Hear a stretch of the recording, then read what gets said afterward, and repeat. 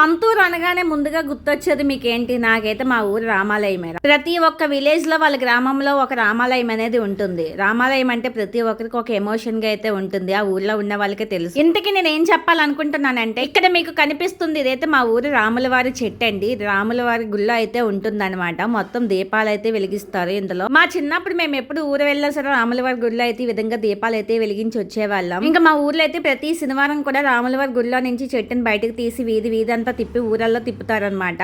మేము కూడా ఊర్లో ఉంటే ఖచ్చితంగా దేవుడి కోసం అయితే ఎదురు చూస్తూ ఉండేవాళ్ళం. గుమ్మంలో పూజకు కావాల్సినవన్నీ పట్టుకొని దేవుడు వస్తారని చెప్పేసి. ఈ వీడియోలో ఈ చెట్టుని ఇవన్నీ చూడగానే నాకైతే చిన్నప్పటి రోజులన్నీ గుర్తుకొచ్చాయి. ఇంక ఈ రోజైతే మా ఊర్లో ఒకప్పుడు ఉన్న చెట్టు అయితే బాగా పాతదైపోయిందని చెప్పి అది మార్చేసి కొత్త చెట్టు అయితే చేయించారనమాట. ఇంక ఈ చెట్టుకి అయితే మంచిగా దీపాలు అవి పెట్టి పూజలు చేసి అలంకరించి ఇంకా ఊరంతా కూడా భజనలు చేసుకుంటూ తీసుకెళ్తూ దేవుడు ఊర్లో ఉన్న రాముల వారి గుడిలో అయితే పెట్టేస్తారు. విజయనగరం జిల్లాలో ఉన్న వాళ్ళకైతే ఎక్కువగా తెలిసే ఉంటుంది. ప్రతి ఒక్క ఊర్లో కూడా రాములవారి గుడి అయితే ఉంటుంది. ఆ రాములవారి గుడిలో అయితే ఇలాంటి చెట్టు ఒకటి ఉండే ఉంటుంది.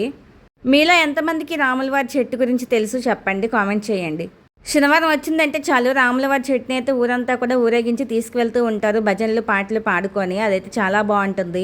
ఇలాంటివి ఏమైనా చూడాలి అంటే పల్లెటూరులో ఉండాల్సిందే. ఇది మా ఊరు రాములవారి చెట్టు క్లియర్ గా చూపించేశాను చూడండి. రాములవారి ఆశీస్సులు మీ పైన మా పైన అందరిపైన ఉండాలని అయితే మనస్ఫూర్తిగా కోరుకుంటున్నాను. అలాగే మన ఛానల్ 1K సబ్స్క్రైబర్ కూడా అయిపోతున్నారు. వీడియో నచ్చితే ఒక లైక్ ఇచ్చి సపోర్ట్ చేసేయండి ఫ్రెండ్స్.